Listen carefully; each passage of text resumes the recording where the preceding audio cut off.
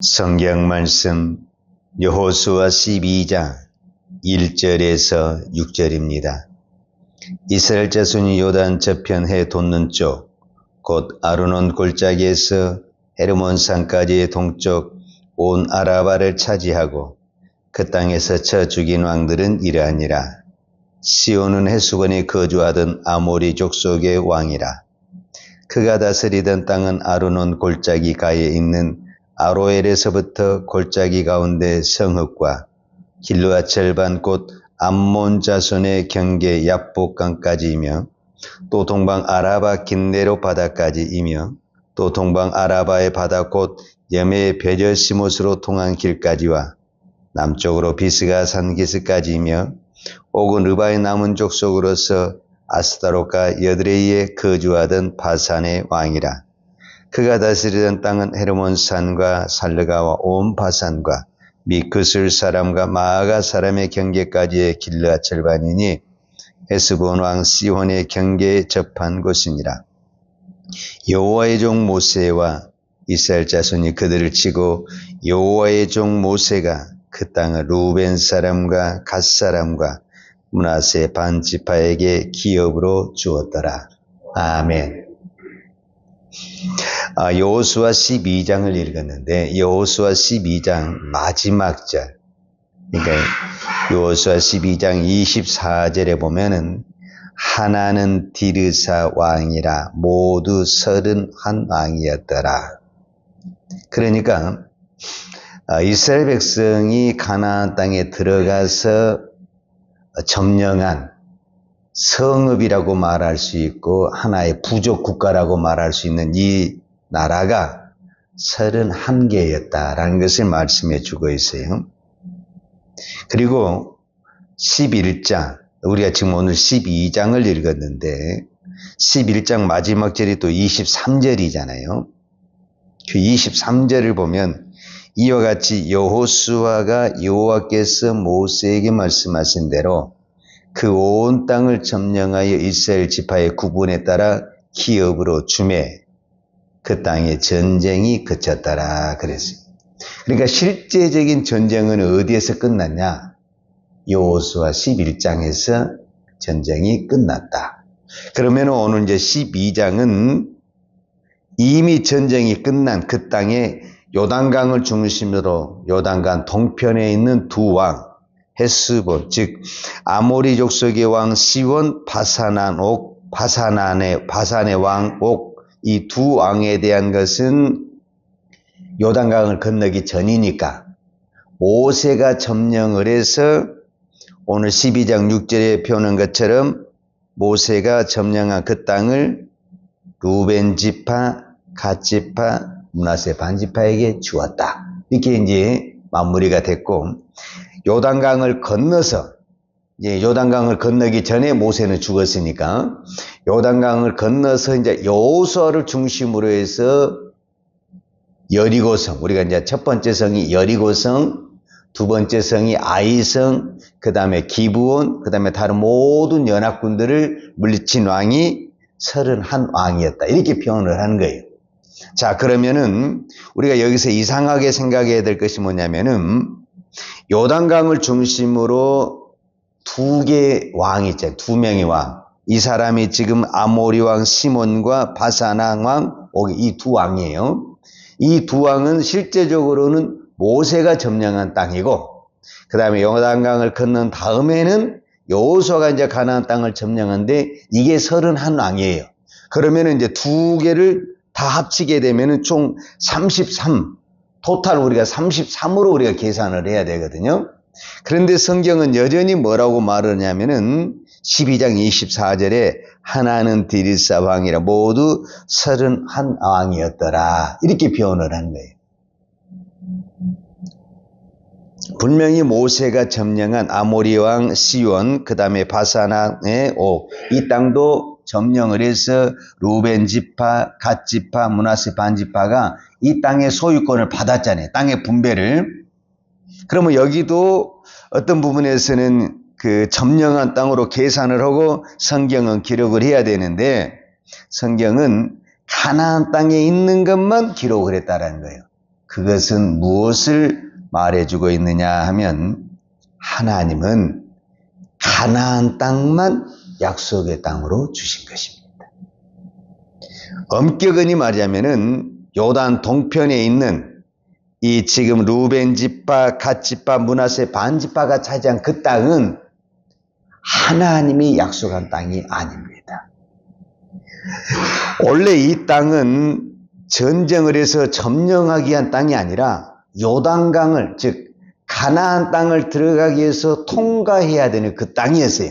그래서 사실은 모세는 이 사람들하고 전쟁을 하고 싶지 않아서 우리가 통과만 하겠다. 만약에 우리가 통과하다가 물을 먹거나 양식을 먹으면 그것을 값으로 계산해서 다 주겠다. 이렇게 이야기를 한 거예요.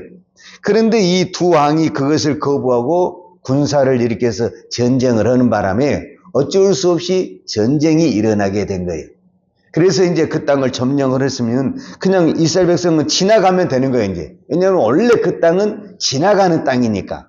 그런데 그 땅이 너무 좋은 거예요. 땅도 넓고, 이 양떼나 이 목축업을 하기에 너무너무 좋은 거예요. 그래서 이 세 지파라고 말할 수 있고 두 지파 반이라고 말할 수 있는 이 루벤 지파, 갓 지파, 므낫세 반 지파가 모세에게 이야기를 하는 거예요. 우리는 요단강 안 건너가겠다. 우리는 가나안 땅에서 우리로 말하자면 지분을 안 받겠다.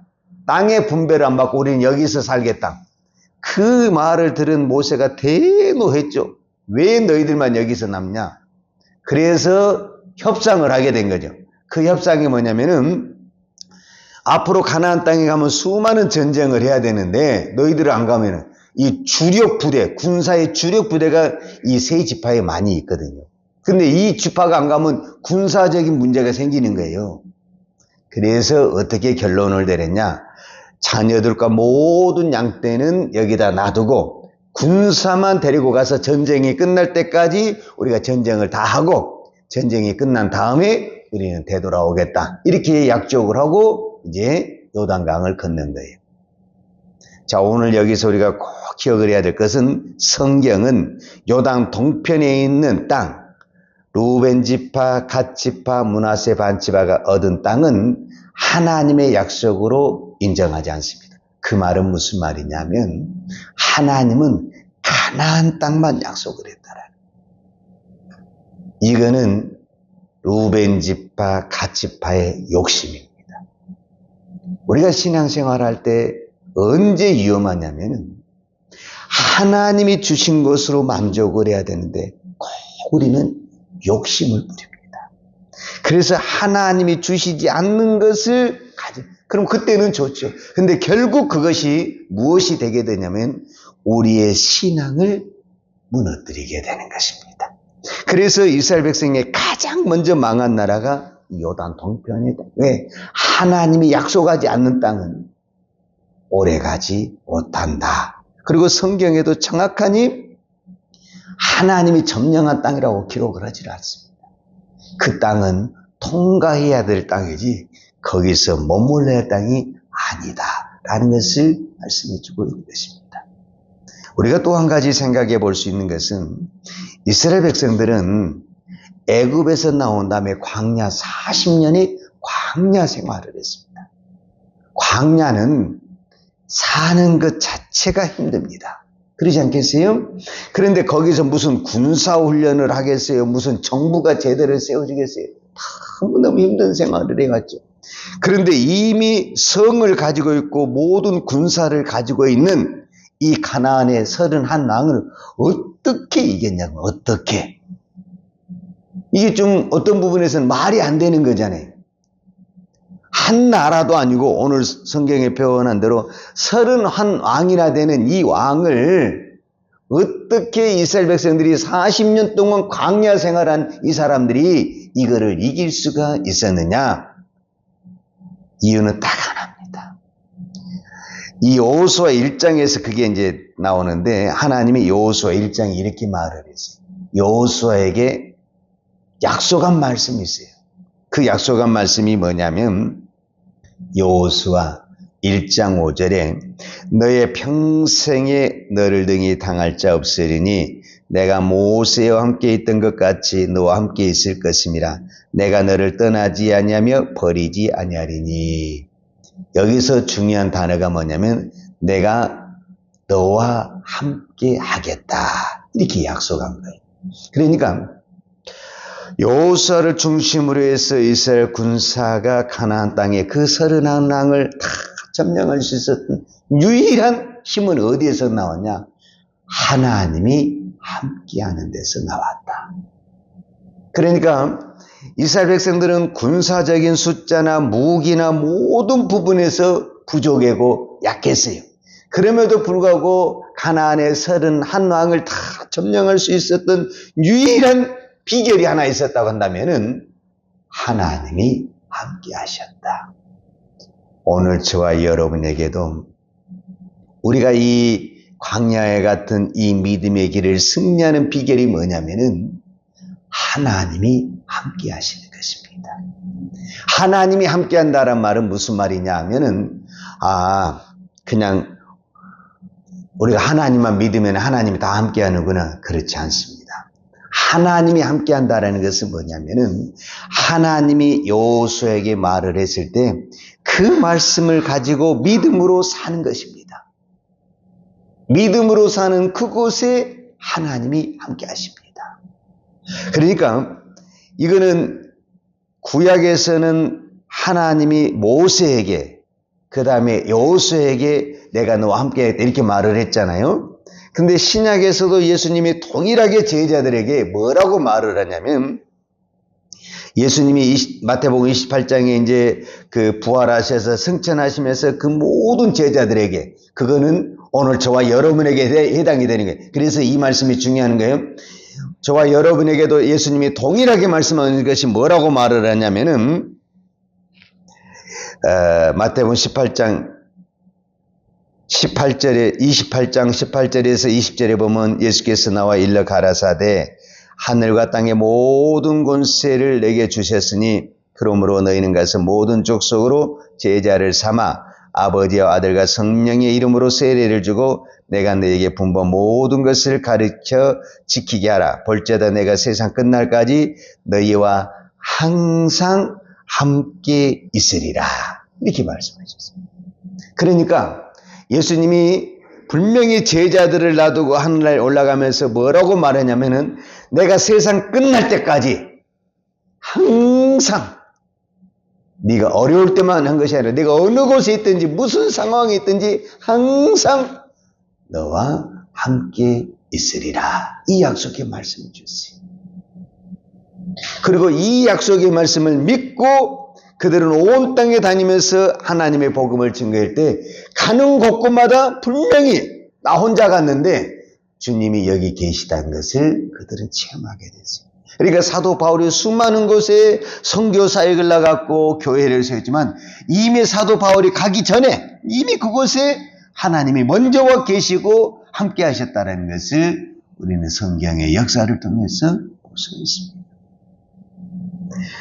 우리가 잘 아는 말씀이 있잖아요. 마태복음 18장 20절 두세 사람이 내 이름으로 모인 곳에는 나도 그들 중에 있느니라. 그러니까 이곳에 단 한 명이 모이든 두 명이 모이든 예수님의 이름으로 모인 그곳에는 주님이 뭐라 하냐면 내가 그곳에 함께 있겠다. 이렇게 말씀하십니다. 이거를 우리는 뭐라고 말하냐면 교회다. 이렇게 말을 합니다. 여러분 우리가 예수를 믿으면 천국에 갑니다. 그럼 교회 필요 없잖아요.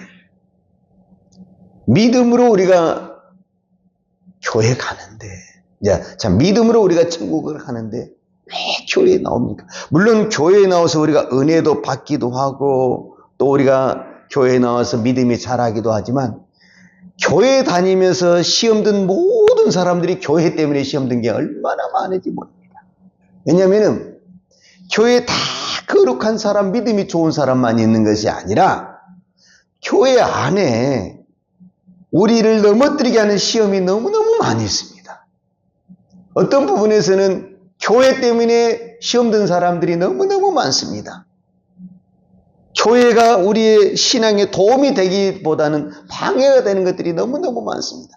그럼에도 불구하고 하나님이 이 교회를 세우시고 붙드신 것은 이 교회가 우리의 믿음을 지켜주기 때문에 그렇습니다.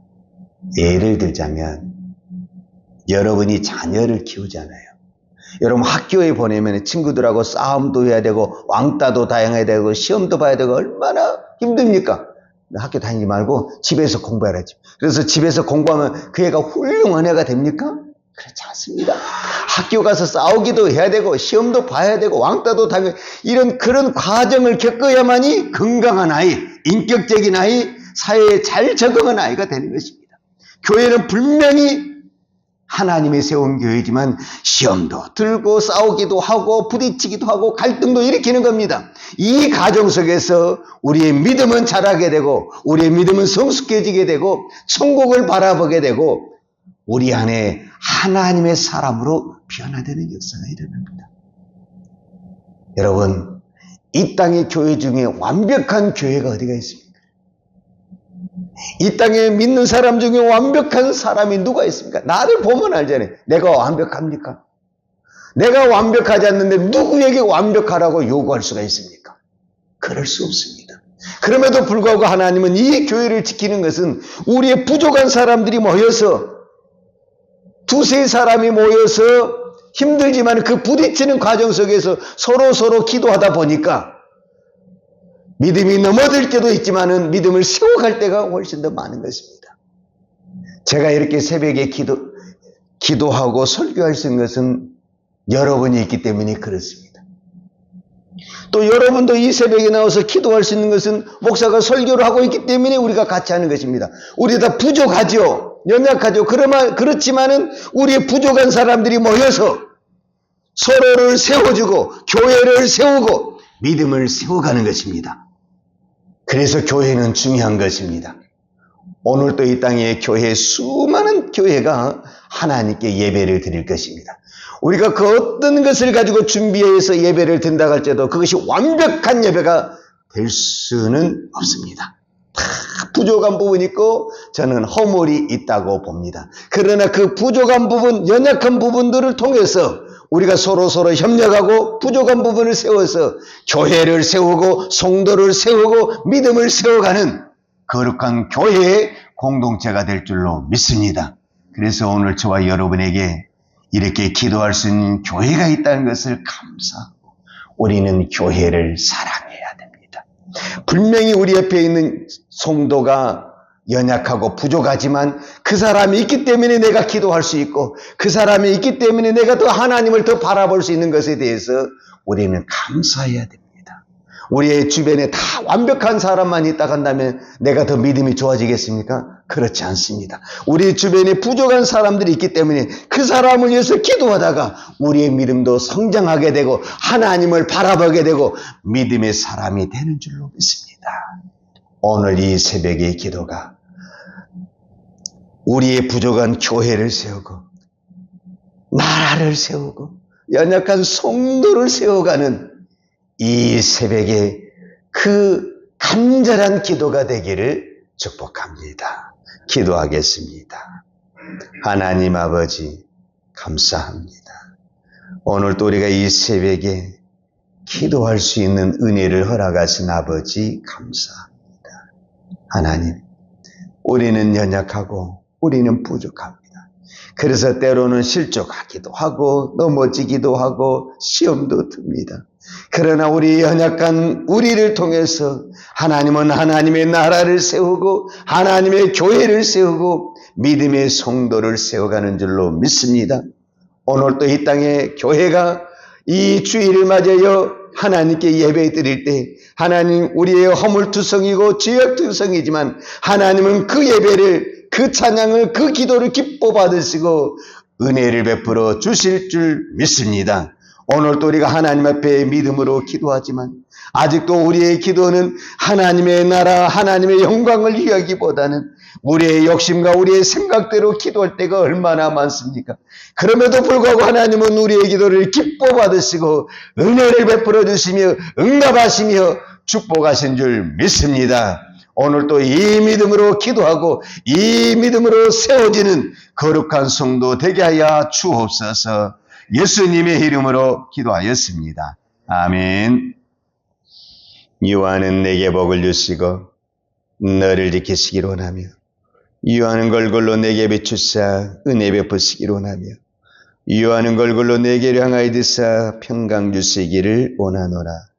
이제는 교회의 머리 되신 우리 주 예수 그리스도의 은혜와 독생자를 아낌없이 보내주신 아버지 하나님의 무한하신 사랑과 성령님의 풍성한 은혜가 오늘도 오직 하나님을 바라보며 하나님의 교회와 성도를 사랑하며 믿음으로 살기를 원하는 사랑하는 주의 종들 머리머리 예와 이 나라의 민족과 한국 교회에 온 열방의 이 생명의 복음을 증가하는 선교사님들 예와 사랑하는 주의 자녀들 머리 위에 이제로부터 영원토록 함께 있을지어다. 아멘.